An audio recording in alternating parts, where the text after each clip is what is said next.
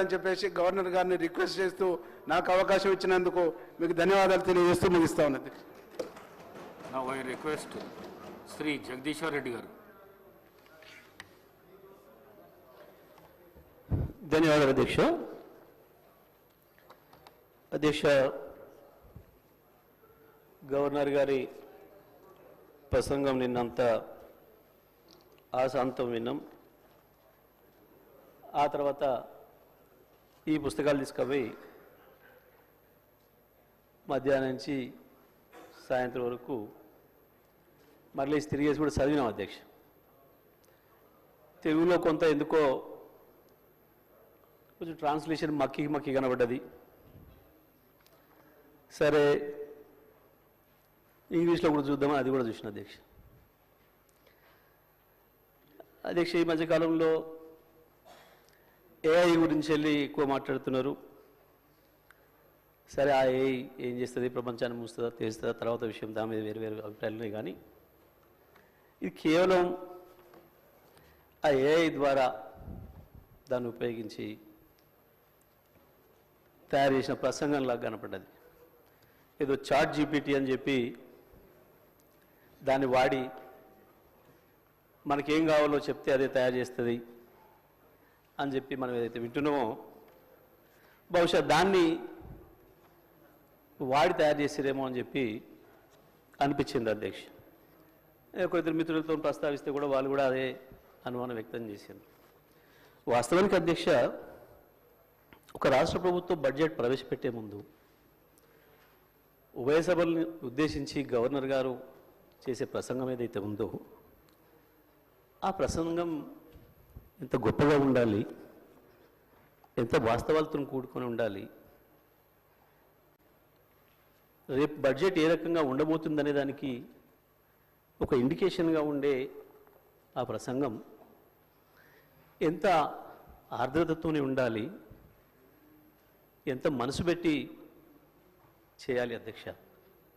ప్రతి అక్షరం ప్రతి పదం వాడేటప్పుడు అందులో కొన్ని వాక్యాలే అర్థం కాని పరిస్థితి, తెలుగులో వాక్య ప్రారంభానికి చివరికి ముగింపుకి సంబంధం లేని పరిస్థితి. ఆశ్చర్యంగా అనిపించింది అధ్యక్ష. సరే వాస్తవాలను ఉన్నాయేమని వెతికి చూసినాం, ఎక్కడ ఒక వాక్యం కనపడలేదు.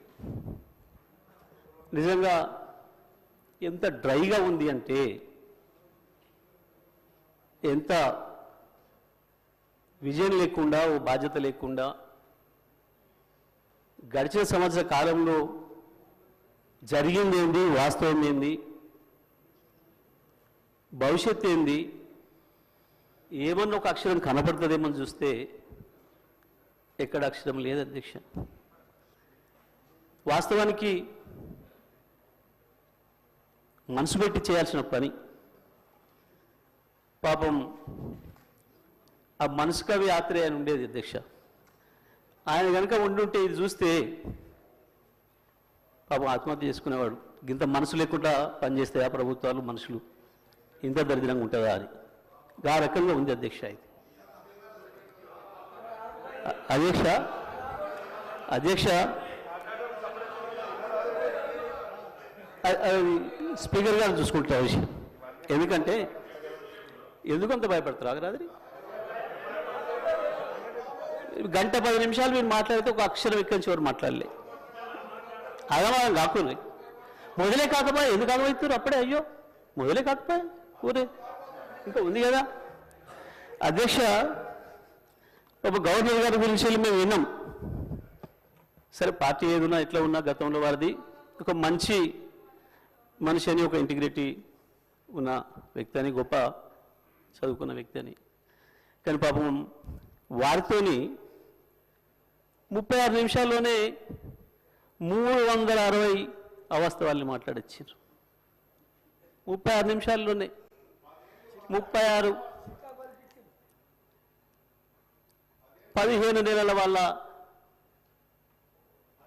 ఫలితనాన్ని 15 నెలల్లో వాళ్ళు చేసిన పనికి 36 నిమిషాల్లో 36 360 అబద్ధాలు అవాస్తవాలు. నిజంగా కూడా పాపం గవర్నర్ గారు మనసు ఎంత గింజుకుందో వాళ్ళు చదవటానికి. ఇంగ్లీష్లో అర్థమై ఉంటుంది, ఇంగ్లీష్లో అర్థమై ఉంటుంది అధ్యక్ష. నాకు తెలిసి మనస్ఫూర్తిగా చదవలేదు, గవర్నర్ గారు కూడా మనస్ఫూర్తిగా చదివి ఉండదు అధ్యక్ష. అది నాకు తెలిసి ఎట్టి బస్సులో గవర్నర్ గారు మనసుతో మాత్రం చదవలేదు అధ్యక్ష. పాపం చాలా మెకానికల్గా చదివి ఎప్పుడు వెళ్ళిపోవడం అన్నట్టునే పోయారు పాపం అధ్యక్ష. సరే, ఇది ఒకవైపు అధ్యక్ష. నేను ఈ చదివిన మిత్రులతో మాట్లాడుతున్నా, దీన్ని ఎక్కడ మొదలు పెట్టాలి, ఎక్కడికి పోవాలి, ఇది నేను ఆలోచన చేస్తూ ఈ మధ్యకాలంలో నేను రైతుగా జరుగుతున్న పరిణామాలు, వ్యవసాయ రంగంలో వస్తున్న పరిస్థితులు, ఎండిపోతున్న పంట పొలాలు ఎక్కువ తిరుగుతున్నాయి కాబట్టి అక్కడ రైతుల దగ్గరికి వెళ్తున్నా, రైతులతోనే ఉంటున్నా కాబట్టి ఆ రైతుల్ని కలిసి మధ్యకాలంలో ఎక్కువ మాట్లాడొచ్చు కాబట్టి ఒక్కసారి అదే రైతులతో ఒకసారి మాట్లాడి చూద్దాం.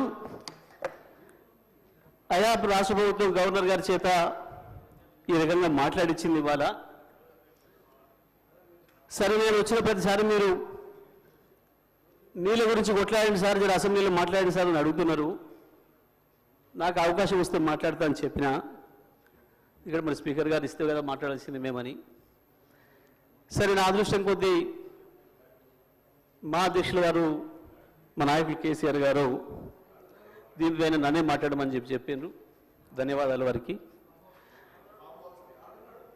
మీ ముఖ్యమంత్రి కంటే దూరంగా ఏం లేడు, 2 కామెంట్స్ బంద్ చేయండి. ఇక మీ ముఖ్యమంత్రి కంటే దగ్గరనే ఉన్నాడు.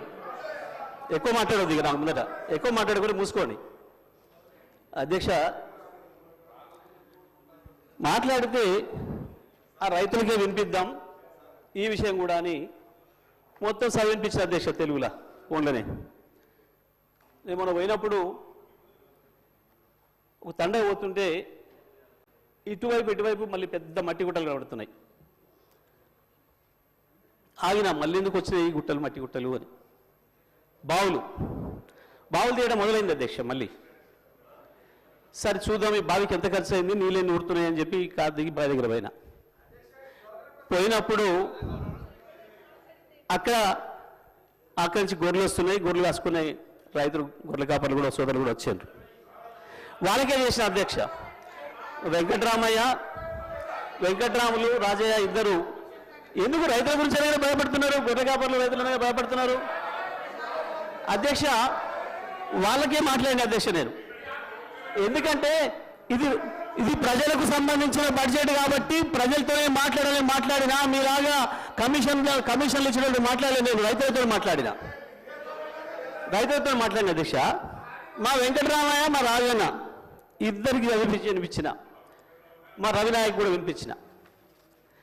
వినిపించి ఇది ఏం మాట్లాడలేదు దీని మీద, నేను ఎట్లా అనిపిస్తుంది అని అడిగిన. ఇలా నీకు అర్థం కాదే ఉంది సార్, దీంట్లో మా ఊర్లే వెంకటయ్య అని ఉండే, ఆయన ఊర్లో ఏతు వెంకటయ్య కూడా అందరూ ఆనకథ ఉంది ఇలా అన్నారు.